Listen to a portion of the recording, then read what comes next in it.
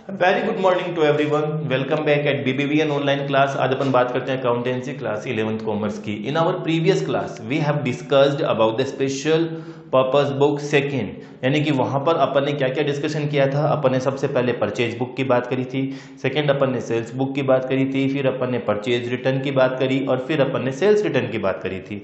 इन सारे टॉपिक्स को अपन ने एक न्यूमेरिकल क्वेश्चन से, यानी कि सारे टॉपिक के अपन ने न्यूमेरिकल क्वेश्चंस के थ्रू इनको सॉल्व किया था। अब अपन बात करते हैं आज के अपने इस टॉपिक में, अपनी इस क्लास में जर्नल प्रॉपर की। जर्नल प्रॉपर यानी कि इस चैप्टर की अपनी ये लास्ट सब्सिडरीज बुक्स होती हैं, जो अपन ने कहा कि सब्सिडरीज बुक्स यानी कि हेल्पिंग बुक्स भी इनको बोलते हैं, सब्सिडरीज बुक्स भी बोलते हैं। उसका लास्ट टॉपिक है जर्नल प्रॉपर। देखिए अपन ने क्या कहा था कि कैश ट्रांजैक्शन जो भी होंगे वो कैश बुक में एंटर कर दिए करते जाते हैं। यानी कि इससे पहले वाले चैप्टर में जब अपन ने कैश बुक पढ़ी थी तो अपन ने यही कहा था कि कैश बुक में आपको सिर्फ और सिर्फ कैश ट्रांजैक्शंस को कंसीडर करना है, बाकी सारे ट्रांजैक्शंस को इग्नोर कर देना है। सेकेंड, अब इस चैप्टर के अंदर अपन ने जब परचेज बुक की बात करी थी तो अपन ने कहा था कि क्रेडिट परचेज ऑफ गुड्स को कंसीडर करना है, बाकी सारे ट्रांजैक्शन को इग्नोर कर देना है। अभी यहां पर एक प्रॉब्लम हो जाती है कि क्रेडिट परचेज ऑफ गुड्स यानी कि गुड्स अगर है उसी का क्रेडिट परचेज हुआ है तो परचेज बुक में एंटर कर देते हैं, बाकी को अपन क्या करते हैं, इग्नोर कर देते हैं। अगर आपने कोई एसेट्स क्रेडिट में खरीदी है तो इग्नोर करना है, परचेज बुक में उसकी कोई एंट्री नहीं होती है। सेम रीजन सेल्स बुक में क्रेडिट सेल्स ऑफ गुड्स को एंटर कर दिया जाता है, बाकी सारे ट्रांजैक्शंस को इग्नोर कर दिया जाता है। परचेज रिटर्न में credit purchase of goods is return to the seller enter कर दी जाती है, बाकी सारे ट्रांजैक्शंस को इग्नोर कर दिया जाता है। और सेल्स रिटर्न बुक में credit sales of goods is withdrawn by the purchaser buyer to us is entered in the sales return book and remaining transactions are ignored. यानी कि अपन ने जो क्रेडिट सेल करी है उसमें से कोई गुड्स रिटर्न हुआ है तो अपन क्या करते हैं, सेल्स रिटर्न बुक्स में एंट्री कर लेते हैं, बाकी सारे ट्रांजैक्शंस को अपन क्या करते हैं, इग्नोर कर देते हैं।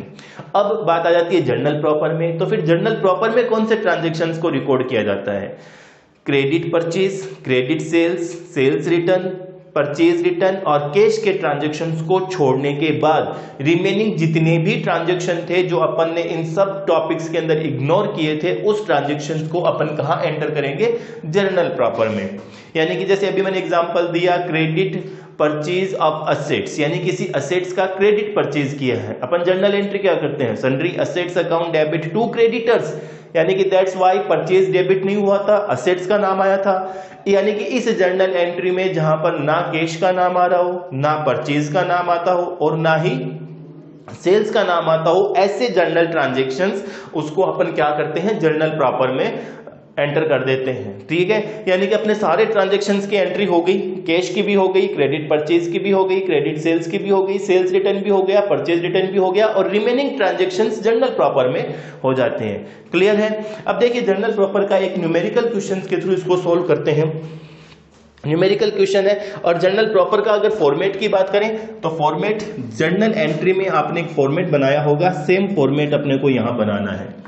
जो जर्नल एंट्री का फॉर्मेट है यानी कि जर्नल का फॉर्मेट है, सेम फॉर्मेट अपने को यहां बनाना होता है जर्नल प्रॉपर में भी।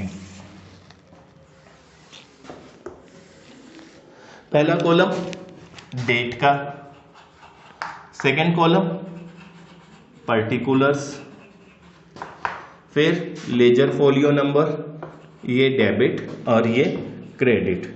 देखिए कुछ ट्रांजैक्शंस है, मैं ट्रांजैक्शन रीड आउट कर देता हूं, उसके सॉल्यूशन अपन साथ में करते जाते हैं।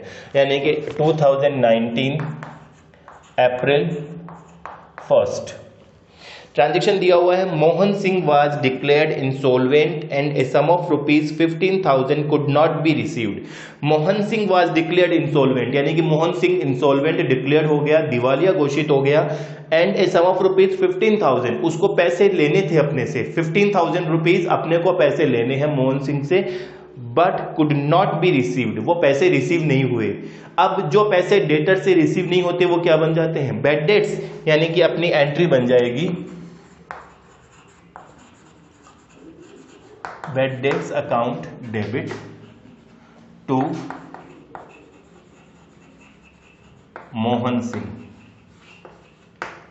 नरेशन आ जाएगा being the bad debts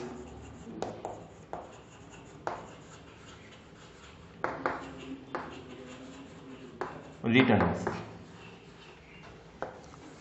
same तरीके से जर्नल एंट्रीज के थ्रू, जैसे अपन ने जर्नल एंट्रीज में एडमिशन एंट्रीज करी थी, सेम उसी तरीके से एंट्रीज करनी है।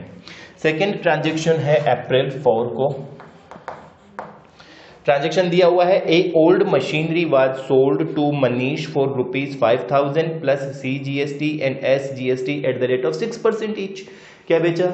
मशीन। किसको बेचा? मनीष को। यानी कि अपन एंट्री कर देते हैं, Manish account debit to machine account to output CGST account to output SGST account. Narration अपन लिख देंगे being old machine sold. Machine कितने में बेची? 5,000 रुपीज में। 6% की रेट से CGST और SGST चार्ज करना है, यानी कि 300 CGST 300 SGST, यानी मशीन को मनीष को डेबिट करना है 5,600 से। अगला ट्रांजेक्शन है goods withdrawn from business for personal use ₹3,000। These goods were purchased intra state CGST and SGST were levied at 6% each. यानी कि अपन एंट्री क्या करते हैं, drawings account debit to purchase account और उसके साथ में इनपुट CGST और SGST और कर देते हैं। यानी कि April 5 drawings account debit to purchase account to input CGST account to input SGST account. अब देखिए गुड्स कितने रुपीस का विड्रॉ किया? 3,000 रुपीस का, यानी कि 3,000। CGST और SGST है कितना? 6%, 180 और 180, 3,360। क्लियर है? अगला ट्रांजेक्शन फिर से अपन कर लेते हैं, यानी कि मैं यहां से इसको इरेज कर देता हूं।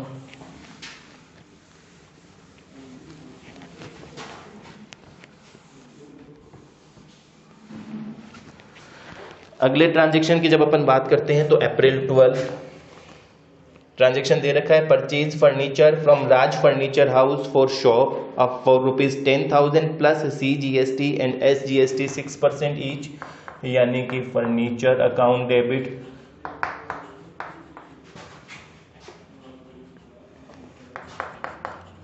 Input CGST account debit input SGST account debit.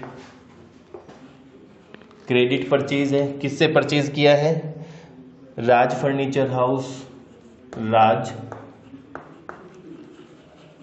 Furniture house account. Furniture कितने रुपीस का परचेज किया है? 10,000 रुपीज का। अब इस फर्नीचर के ऊपर CGST और SGST 6% की रेट से है, यानी कि 6%। ये हो गया 11,200। नरेशन अपन यहां लिख देंगे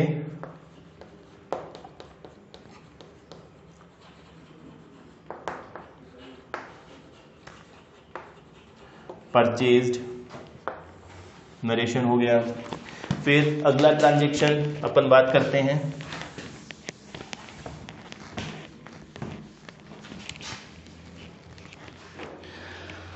अप्रैल 25 को।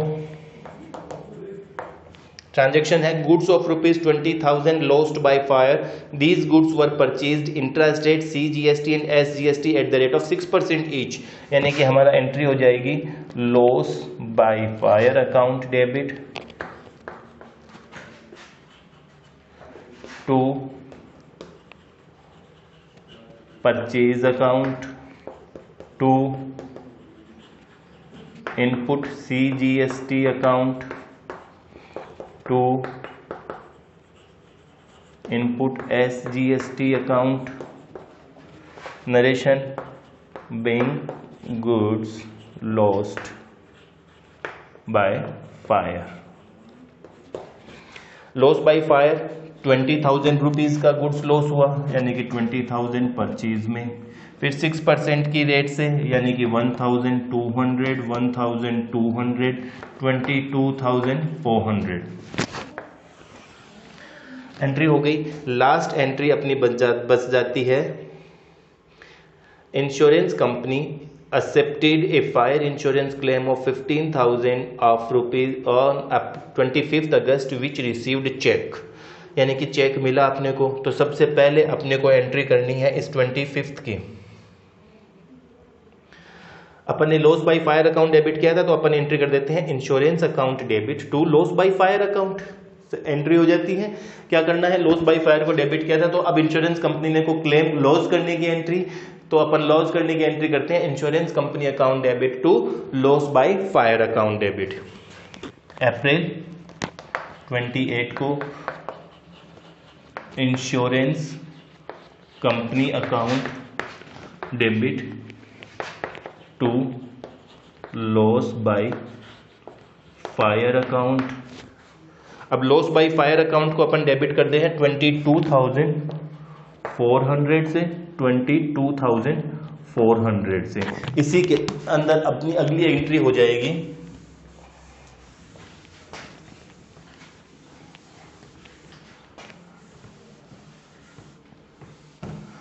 इंश्योरेंस कंपनी ने अपना क्लेम एक्सेप्ट कर लिया, यानी कि अब हमारी एंट्री हो जाएगी अप्रैल 28 को ही bank account debit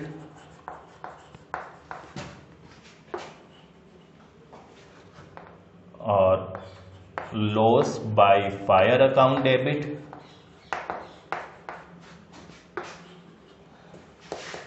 to insurance company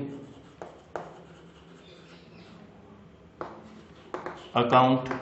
अब बैंक में एक्सेप्ट कितना किया इसने, 15,000 रुपीज का, 15,000 का क्लेम एक्सेप्ट कर दिया, 7,400 का ये हो गया, 22,400 से ये हो गया, यानी कि अब अपन नरेशन लिख देंगे bank cheque received from insurance company. और इसी डेट को एक लास्ट एंट्री और हो जाएगी इस लॉस बाय फायर अकाउंट को प्रॉफिट एंड लॉस अकाउंट में ट्रांसफर करने की, यानी कि profit closing entry, profit and loss account debit to loss by fire account 7,400 से, that is being loss by fire transferred।